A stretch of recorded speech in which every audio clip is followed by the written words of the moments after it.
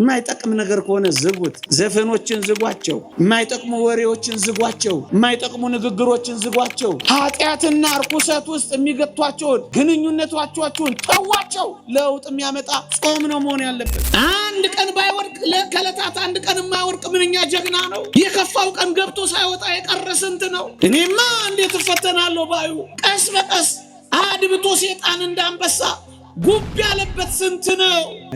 ለዚህ ነው እይታህን ምግብህን ከነዚህ ነገሮች መራቅ ስትችል ንጽህናን ገንዘብ ታደርጋለህ። ፈራ ያልተቀጣጠራችሁ አሁንማ ጾም ነው ያላችሁ ፖዝ አርጋችሁ ፕሌይ ብላችሁ አትቀጥሉበት ባካችሁ። ተው፣ በዚሁ ቀጥሉ፣ አትውረዱ። በጣም ከፍ ብለናል። ከዚህ ከፍታ እንዳንወርድ ነው የሚያስፈልግ። ሁላችን ጥለናው እንውጣይን ምን ያደርግልናል? ይህንን ግሮሰሪና ይህን የምንሳከርበት ሰውነታችንን ያደነዘዘውን ጤናችንን ያጠፋውን ከቤተሰብ ያጣላንን ልጆቻችንን ያስበተነውን ነውር ያሳጣንን በዝሙት የጣለንን እንደ ቢራ ጠርሙስ ተጠርገን እንድንወጣ ያዋረደንን ስራ ላሰራ ያለንን ለውጥ እናምጣ። የህይወት ለውጥ እናምጣ። ተናጋሪዎች ጭምቶች፣ ንፉጎች ለጋሶች፣ ጨፋሪዎች ዘማሪዎች፣ ረጋሚዎች አመስጋኞች፣ ሰራቂዎች ካሶች፣ ክፎች ደጎች፣ ንፉጎች ሰጪዎች ሩሩሆች። ለውጥ ነው የሚያስፈልገው። አሁን የናፈቀ ለውጥ ነው። እግዚአብሔር ከኛ ጋር ይሆናል። በጣም ጥልቅ ትምህርት ነው እዚህ ውስጥ ያለው። ከምግብ ሐሳብ በላይ እንሁን ወገኖቼ። ምግብ ገንዘብ ምን የማያሸጠው ነገር አለ ወገኖቼ? ክርስቶስን እንኳን ያሸጠው ገንዘብ አይደል? ሀገር የሚያሸጠው እኮ ገንዘብ ነው። ቤተክርስቲያንን የሚያሸጠው እኮ ገንዘብ ነው። ሰውን ሳይቀር እያሸጠው ያለው ገንዘብ ነው። በህይወቱ ተወራርዶ ባህር ውስጥ እንኳን እንዲገባ በራሱ ላይ እንኳን እንዲጨክል የሚያደርገው ሀብት ነው፣ ድሎት ነው፣ ምቾት ነው። ከዚህ ሐሳብ በላይ መሆን ነው ጾም ወገኖቼ። ምግብን የሚተው ሰው ዓለምን ወደ መተው። ለምን ይመስላችኋል እነዚህ መነኮሳት በረኸኞቹ እንደዚህ ትውት የሚያደርጓት? የጀመሩት መብልና መጠጥን በመተው ነው ወገኖቼ። ኃጢአትን የሚተውት ምን በመተው ነው? መብልና መጠጥን በመተው ነው። ከዚህ ነው የሚጀምረው። ስለዚህ ይሄን መለማመጃ ጊዜያችን ነው። ሁለተኛው ደግሞ ላንሳላችሁ የተወደዳችሁ ክርስቲያኖች፣ አሁን ስንጾም ምንድን ነው የምናገኘው ካላችሁ፣ ሆይ የሚጾሙ ሰዎች ደካሞች አይደለም ምን ሆነው፣ በጣም ኃይለኞች ነው ምን ሆነው። ብዙ ጊዜ እንደ ሰውኛ ስናየው የሚጾም ሰው ላንቁሶ የሚመስል ነው የሚሆነው። የሚከሳ፣ የሚጠወልግ፣ የሚደር፣ የሚደክም፣ የሚደነዝዝ ነው የሚመስለው። ነገሩ ግን እንደዚህ አይደለም ወገኖቼ። እውነተኛ መንፈሳዊ ጾም የሚጾሙ ሰዎች ከጾም የሚያገኙት መንፈሳዊ ጥቅም ቢኖር ምንድን ነው ካላችሁ፣ ወይ ሲደክሙ ኃይለኞች ይሆናሉ። እደግመዋለሁ፣ ሲደክሙ ኃይለኞች ይሆናሉ። ቅዱስ ጳውሎስ ስንደክም ኃይለኛ እንሆናለን ብሏል። በጾም የሚደክሙ ሰዎች፣ በጾም ክርስቶስን ለማገልገል የሚራቡ ሰዎች ብርቶች ይሆናሉ። ምክንያቱም ኃይለኛው እግዚአብሔር በእነሱ ውስጥ ያድራል። ስጋቸው ከአጥንታቸው የተጣበቀ ቢመስልም እነሱ ብረት ናቸው። ምክንያቱም ክርስቶስ ከነሱ ጋር አለላቸው። መጾም ሳይሆን አለመጾም ነው ሕዋሳትን የሚያደክመው። ብዙ መመገብ እንጂ የሚያደክመው ብዙ መጾም አይደለም የሚያደክመው ወገኖቼ።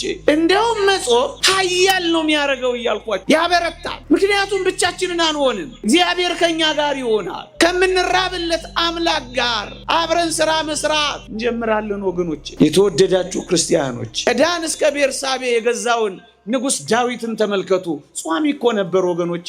ሰውነቴ ቅቤ በማጣት ከሳ የሚል፣ ነፍሴን በጾም አስመረርኳት የሚል ጿሚ እኮ ነበር ንጉሥ ዳዊት። ግንስ ከዳን እስከ ቤርሳቤ ገዝቷል። ምግቡን ከእንባው ጋር የሚቀላቅል፣ መጠጡን ከአይኑ ፍሳሽ ከእንባው ጋር የሚያዋህድ ጸሎተኛና ጿሚ ነበር እኮ። ከዳን እስከ ቤርሳቤ የገዛው ታላቁ ንጉሥ ምን ነበር ካላችሁ፣ ጿሚ ነበር ወገኖች። ከለዳውያን እጃቸውን ላይ አፋቸው ላይ እጃቸውን ያስጫናቸው ነብዩ ዳንኤል ጿሚ ነበር ወገኖቼ።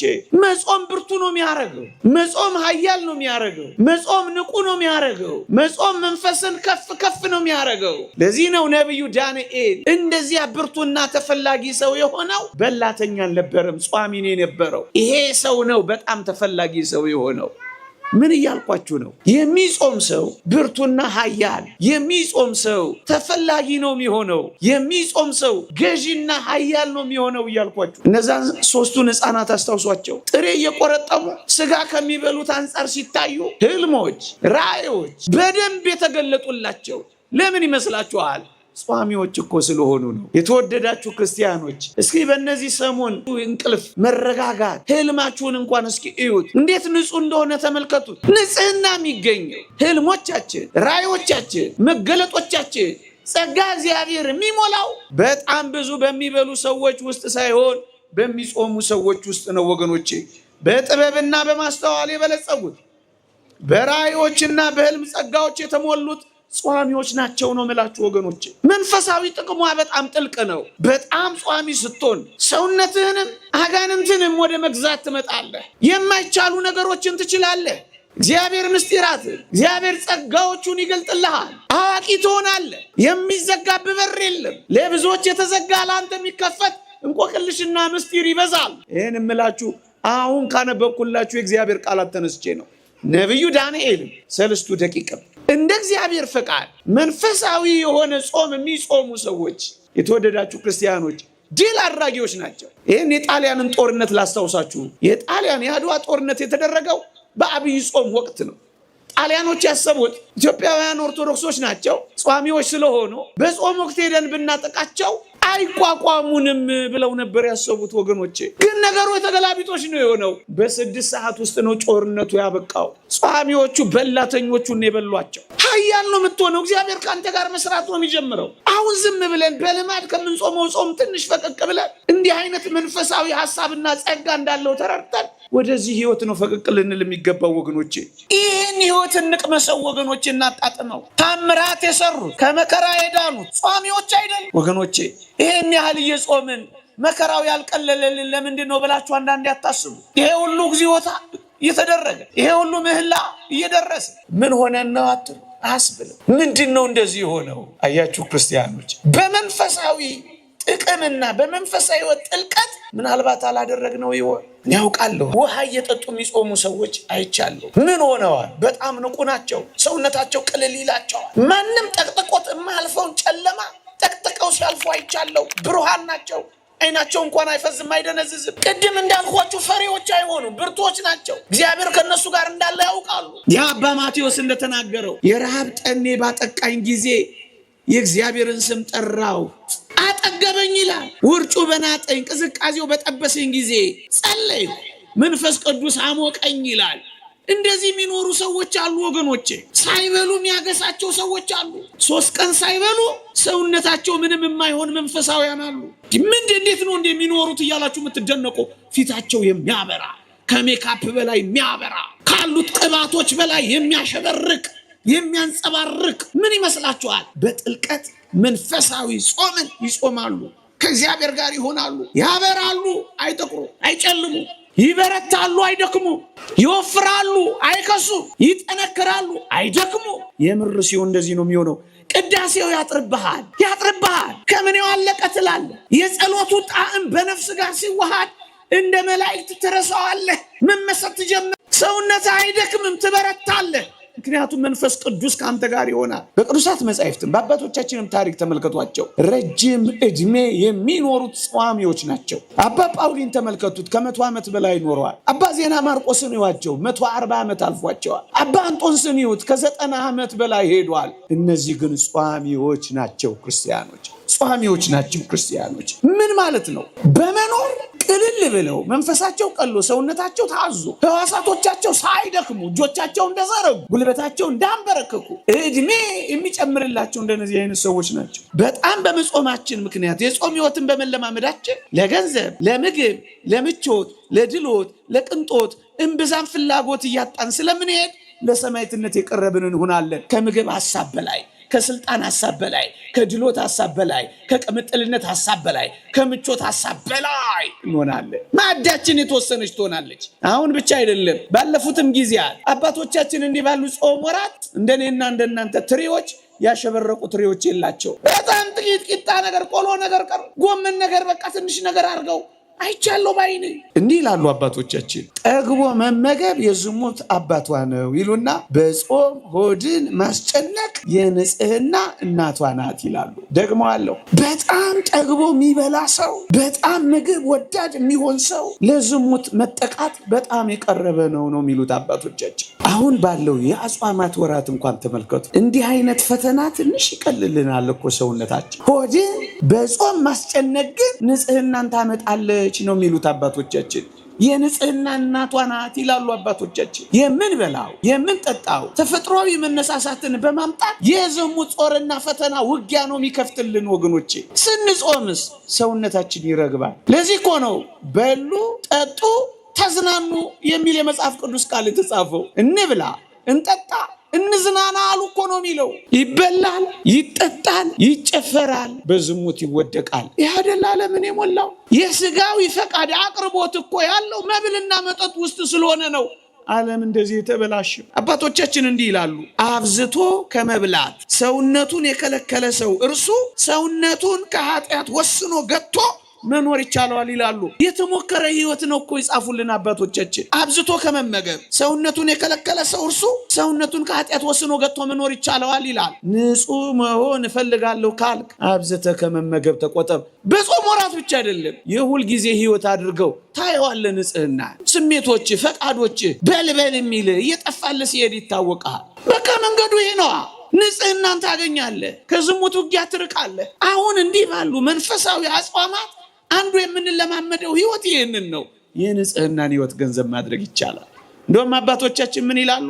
አብዝቶ የሚመገብ ሰው ይላሉ ሰውነቱን በደረቅ እንጨት እንደመሙላት ነው ይሉና ምን ይላሉ መሰላችሁ? የእንጨት ብዛት እሳትን እንዲያበዛው እንደዚሁም ልዩ ልዩ የሚሆኑ ምግቦች መለዋወጥ ዝሙትን ያበዛሉ ይላል። ምግብ በሰውነት ላይ አብዝተህ ካስገባ ብዙ ደረቅ እንጨትን እንደከተትክ ቁጠረው ይሉና እሳት ከተጫረ ደግሞ መቃጠሉ አይቀርም ይላሉ አባቶቻችን። ለምን ትነዳለህ በዝሙት? ለምን ትቃጠላለህ በዝሙት? ለምን በፍትወት ሰውነት ይነዳል?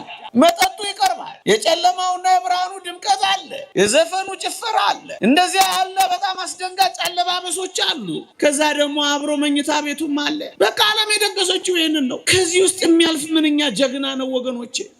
ሳይረክስ የሚወጣ ለሚስቱ ታምኖ የሚወጣ ለልጆቹ ታምኖ የሚወጣ አንድ ቀን ባይወርቅ ለከለታት አንድ ቀን የማይወርቅ ምንኛ ጀግና ነው። የከፋው ቀን ገብቶ ሳይወጣ የቀረ ስንት ነው። እኔማ እንዴት እፈተናለሁ ባዩ ቀስ በቀስ አድብቶ ሴጣን እንዳንበሳ ጉብ ያለበት ስንት ነው።